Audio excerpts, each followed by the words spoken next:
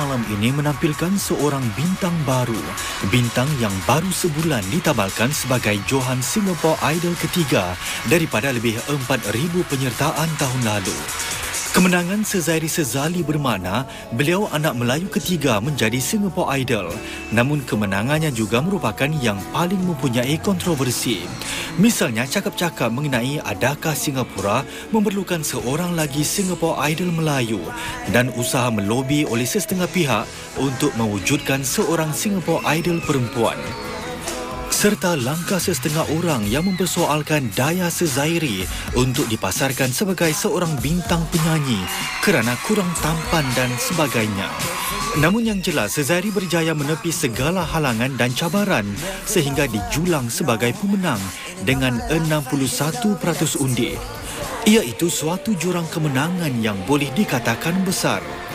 Lagu single beliau berjudul Touched by an Angel yang dinyanyikan semasa pertandingan akhir kini menjangkau carta 10 lagu paling popular di stesen radio Inggeris. Dalam wawancara ini iaitu interview panjang lebar pertama oleh Sezairi semenjak memasuki Perkhidmatan Negara, beliau bercakap dan menjawab secara terus terang tentang perjalanannya melayari pentas Singapore Idol. Beliau menjawab kritikan yang dilontarkan ke atasnya dan menjelaskan siapakah Sezairi yang sebenarnya serta apakah wawasannya dalam dunia hiburan dan kesenian.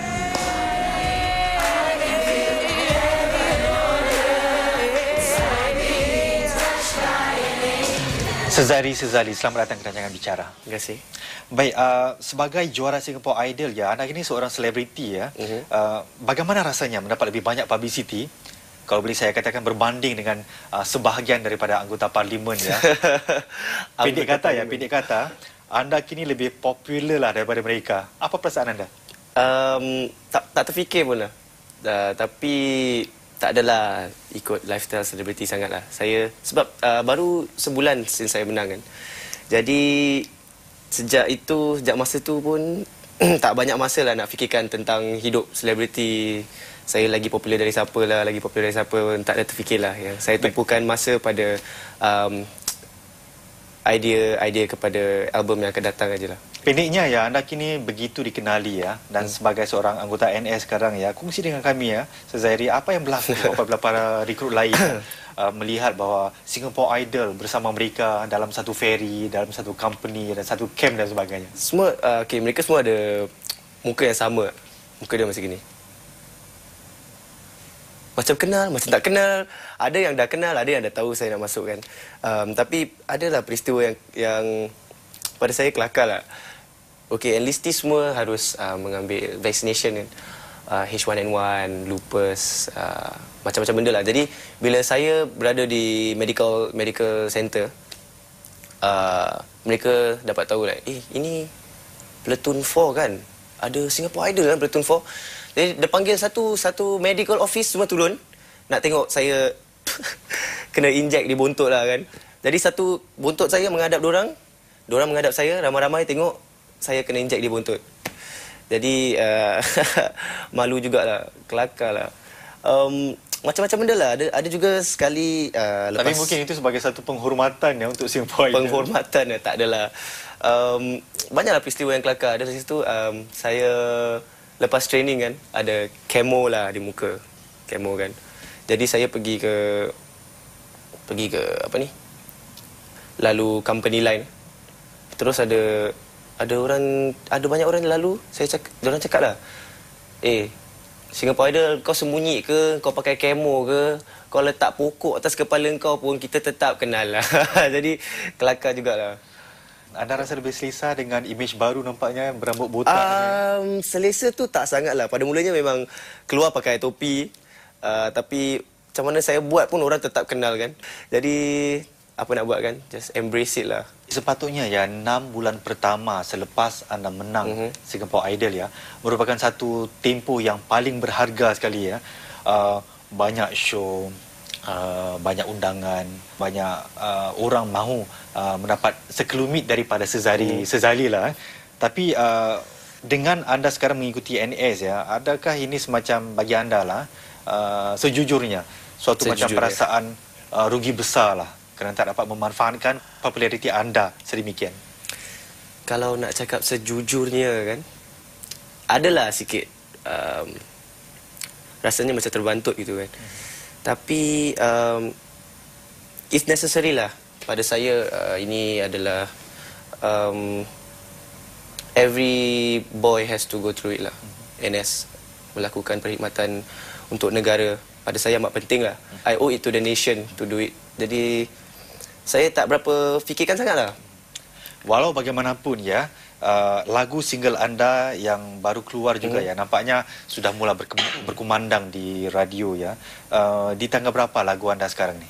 Okey, lagu yang dikarang oleh Judge Singapore Idol juga, Ken Lim, Touched by an Angel itu minggu lepas ke 2 minggu yang lepas terus melonjak ke top 20 charts, number 16.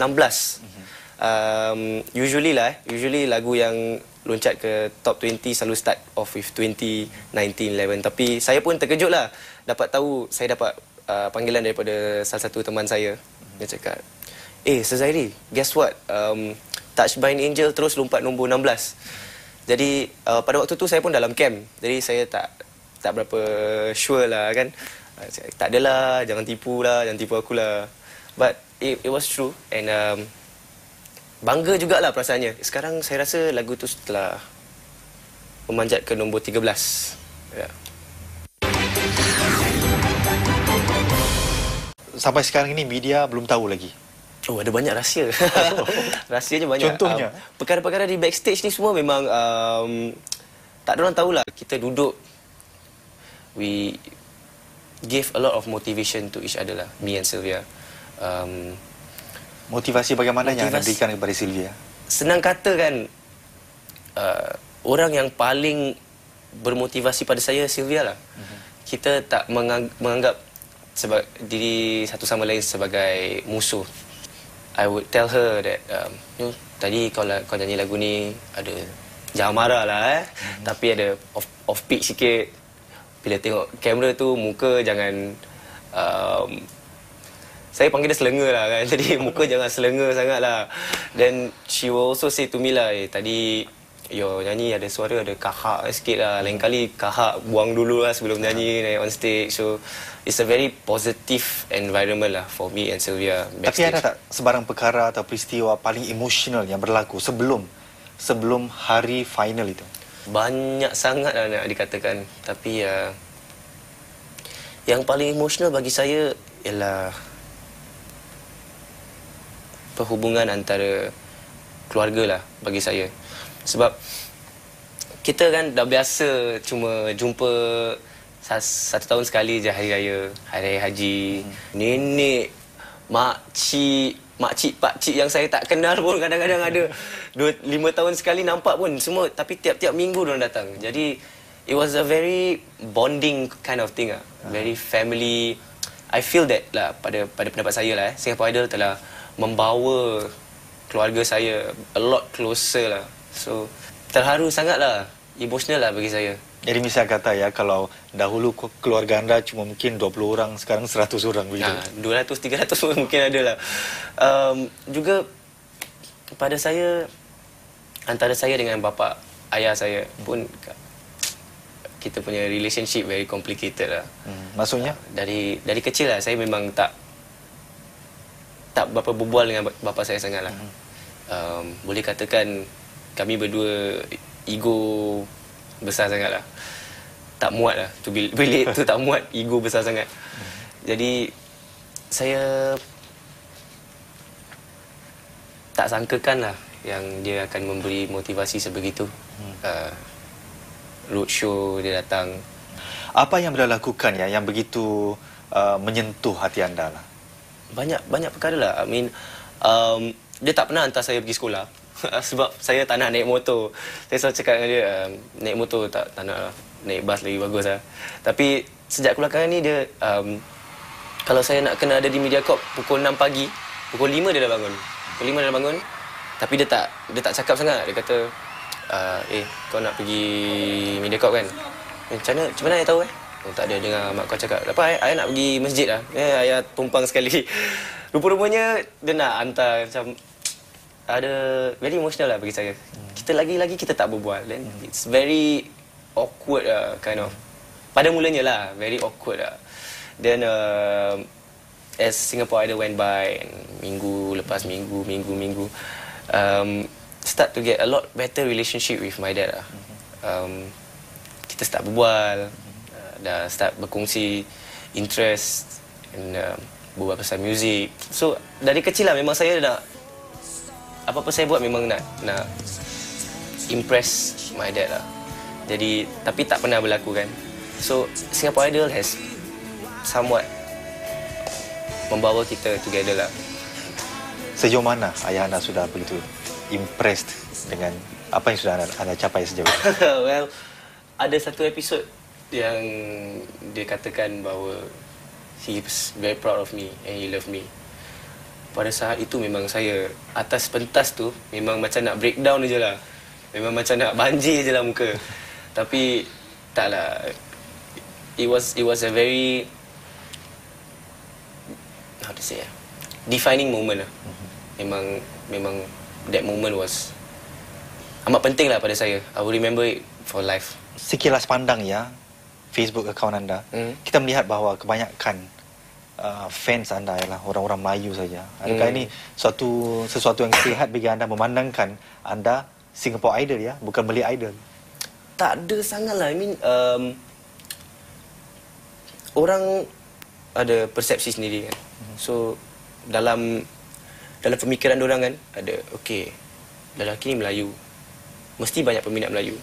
Jadi bila orang masuk Facebook tu kan, Melayu. Tapi mereka tak nampak yang lain pun ada berbagai bangsa lah. Sebab saya sebagai administrator, saya nampak bukan semua Melayu lah. Memang berapa ramai yang bukan Melayu? Okay, probably 40% to 50% Melayu. Yang lain bangsa lain. Jadi separuh-separuh ya? Separuh-separuh lah. Tak sebagai yang orang sangkakan lah sebenarnya. Baik, ini membawa saya kepada soalan seterusnya ya.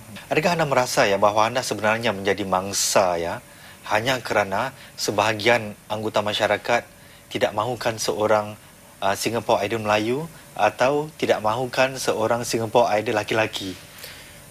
Memang kadang-kadang saya rasa memang saya ni sebagai mangsa lah. Tapi orang kata kan wrong place wrong time lah kan. Sejujurnya pada mula memang sebelum saya masuki peraduan ini juga, dalam hati dah terfikirlah, kalau Melayu menang lagi macam mana agaknya ada terfikirlah.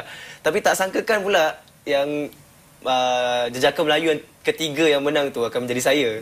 Jadi sekarang krisis tersebut pada mulanya memang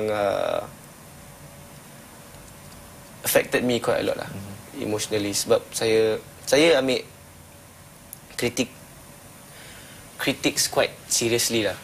Jadi pada mulanya memang susah nak cope with komen-komen yang kadang-kala yang tak ada kena-mengena pun dengan bakat atau musik dengan dan sebagainya. Musik tak ada kena-mengena. Baik Sezari ya, kalau saya tanyakan secara terus terang daripada anda ya, ada tidak sebarang komen pengadil ya semasa pertandingan ya yang anda tidak setuju lah, dan bukan tidak setuju tetapi nampaknya juga mengguris hati anda ya sebagai seorang peserta pertandingan? Tak setuju tu tak banyak sangat. Mengguris hati tu banyak. Tak setuju tu usually tak sangatlah, sebab saya memang menggunakan komen-komen itu sebagai positif lah. Like, mengguris hati yang bagaimana? Komen yang bagaimana? Kalau boleh anda kongsi dengan kami. Okey, adalah kan.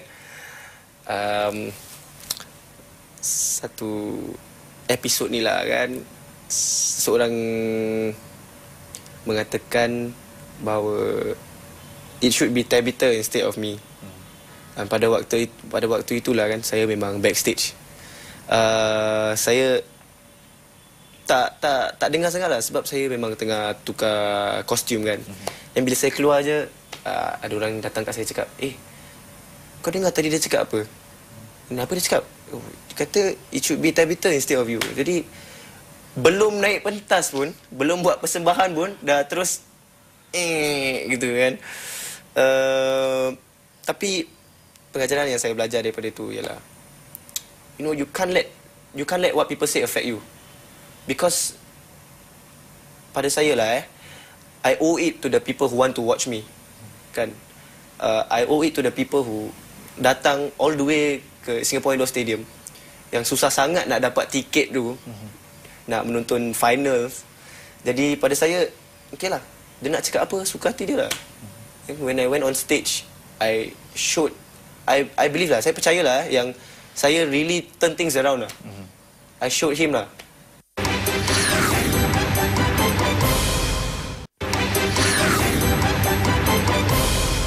Dan dalam pandangan anda ya, sebenarnya apa ya perkara atau faktor yang memberi kelebihan kepada anda untuk menang dalam pertandingan tersebut? Saya rasa yang saya ni memang, bukan nak kata apa lah, tapi saya memang bekerja keras lah. Even before Singapore Idol ni, saya memang seorang pemain muzik.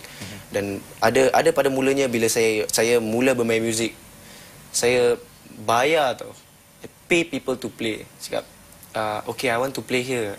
Tak boleh. You need to, okay, kena bayar, you must jual for me 40 tickets, baru kau boleh main. And this kind of gigs lah yang saya main. So slowly naik. And tak pernah putus asa lah pada saya. Putus asa itu tak ada di dalam saya punya vocabulary lah. Jadi perlahan-lahan, and bila Singapore Idol came about, dapat peluang nak masuk kan, 7 hari bootcamp tak balik ke, 6 bulan kena hari-hari recording ke pun, saya tak kisahlah, tetap saya akan buat lah. And saya rasa saya bekerja keras lah in that sense. Tadi anda menyatakan bahawa anda yang mengeluarkan duit untuk mendapat peluang melakukan gig dan sebagainya ya. Yang paling mungkin paling buruk lah kalau boleh saya katakan perkataan tersebut ya, yang telah anda lakukan untuk ke depan menyanyi atau bermain muzik apa yang sudah anda lakukan? Okey, saya tak buruk sangat lah kan, tapi saya beli tiket sendiri. Jadi saya keluarkan, let's say about $200, beli semua tiket tu. Sebab kita it's a necessity kena jual, let's say 40 tiket. Satu tiket about berapa so and so. Untuk bermain di mana? Tak boleh cakap lah. Tapi adalah gigi yang kecil lah. Okay. So saya beli semua tiket, kasih pada kawan-kawan. Jadi meriahkan tempat kan. Jadi kawan-kawan semua, band ni bagus. Dan kemudian organisers will see that, okay, dia ni banyak peminat. Okay, not bad. Jadi benda-benda macam gini lah saya buat. Macam-macam lah. Strategi marketing, macam-macam lah. Jadi pendeknya ya, anda seorang yang mengadakan peluang untuk diri anda sendiri ya? Memang itu penting lah. I mean, kalau anda tak membuat peluang untuk diri sendiri kan, peluang tu bukan memang ketuk kat pintu kan, hai apa khabar. Berbanding 2 Singapore Idol yang lalu ya, saya kira anda mempunyai begitu banyak sekali halangan dan kritikan ya. Misalnya ya, ada yang menyatakan bahawa anda perlu mengikis imej Najib Ali anda lookalike ya, dan juga ada menyatakan bahawa suara anda tak sebaik Taufik dan juga Hadin. Ada juga menyatakan bahawa anda kurang mempunyai package, maksudnya dari segi wajah anda kurang tampan dan sebagainya. Bagaimana anda mau mengatasi ya cabaran-cabaran yang disebutkan tadi? Oh, ini soalan yang amat susah. Pada saya kan, let's say isu tampan ke tak tampan ke, pada saya tak penting lah. Ada perkara yang mereka membuat sesuatu isu, pada saya memang tak penting lah. It shouldn't be an issue lah pada saya. So sikap saya memang positif lah throughout. Memang terus naik ke atas je lah, positif lah. Jadi, untuk menyatakan bahawa ini bukan isu ya, saya rasa juga mungkin kurang tepat, kerana soal mungkin ketampanan atau tidak. Yang ini melibatkan soal komersial ya. Boleh menjual mungkin kulit muka album, atau orang suka tengok kepada mungkin yang lebih kacak dan sebagainya, penyanyi yang kacak dan sebagainya. But what if someone could change that? Kan? Maksud anda bagaimana? Maksud saya whether someone is handsome ke tak kan, it's all perception. Pada zaman dulu, Orang tengok kaki perempuan mereka suka. Zaman sekarang lain kan. Jadi it's a progression tau. Jadi I believe that saya boleh make that change lah. You see, because tak semestinya penyanyi American Idol seperti kalau anda lihat Ruben Studdard kan, memang tak berapa penampilannya tak berapa kuat. Pada mulanya lah, banyak penyanyi seperti Fantasia Barrino, mereka memang penampilan visualnya memang tak amat kuat, tapi ada certain things about them, personality ke apa ke, mesti ada. Pada saya Tuhan ni maha kuasa lah. God is fair lah. Kalau anda kurang dalam satu sifat kan, Tuhan telah memberikan sifat yang lain untuk compensate for that fact lah. Jadi apa senjata Sezairi Sezali? Itu yang anda kena beli album saya dan anda tahu. Ni juga marketing strategi. Experience saya dalam musical instrumentation itu very quite wide lah, boleh dikatakan. Anda boleh main berapa instrumen? Banyak jugalah. Saya boleh main percussions, darbuka, congas, bongos, drum kit, bass gitar, piano. Tapi yang saya tumpukan ialah gitar lah. Sebab favourite lah katakan kan. Dan juga saya rasa, that dari kecil kan, keinginan yang hendak produce my own music and sing my own music and write my own songs sangat kuat lah pada saya kan. Pada saya yang penting is a strong foundation lah. Saya pula audition for LaSalle College of the Arts, Maktab Seni LaSalle, untuk belajar untuk diploma in music technology, majoring in music technology lah. Jadi saya juga ada pengalaman dalam recording, mixing, mastering ni semua lah. Jadi saya rasa saya ada that age in a sense that I'm not as inexperienced as you think I am lah. I'm not a normal budak bawah blok main gitar dah 23 tahun pun masih duduk kat bawah blok main gitar. It's not lah. It's more than what you think it is lah. Baik, semenjak menjadi Singapore Idol ya, apa hasilnya bagi Sezairi Sezali? Apa anda sudah mendapat sebarang endorsement ke dan sebagainya? Sejauh ini ada juga beberapa pihak daripada company-company yang ingin endorse lah, so-called. Ada sebuah company ingin memberi saya LASIK surgery. Jadi masih tengah fikir lah, sebab sekarang saya rasa kacamata ni ada amat penting adalah image saya kan. Jadi I don't quite know about that, but there are few coming about. Dan bercakap tentang love atau cinta ya, Sezairi sudah berpunya ya? Ya, sudah berpunya. Nak kena fikir sekejap. Okey, nanti mak mertua marah tak? Okey, tak ada. Tak ada lah.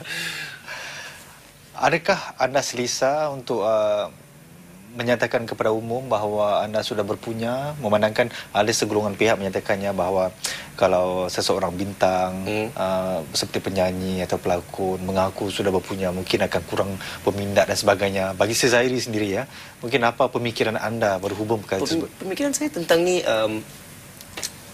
like I said, I am who I am. Very honest, very straightforward lah saya cakap. Kalau ada cakap ada, kalau tak ada cakap tak ada lah. I mean, kalau anda sebagai seorang selebriti hidup dengan bohong kan, dengan tipu orang lain, dengan, I mean, what's the point of you being a celebrity? I mean, your job, kerjaya anda tu kan, is supposed to memberi motivasi and inspire other people, you know. And by lying and by hiding, it's not helping anything. So I as much as possible lah, saya memang tak suka sembunyi-sembunyikan barang lah. So it's all out in the open. Dan dengan tidak berbohong ya, siapa matai anda sebenarnya? Itu kena bohong sikit. Tak adalah. That's a secret. Sezairi Sezali, Singapore Idol ketiga. Terima kasih kerana sudi berbicara dengan kita. Sama-sama.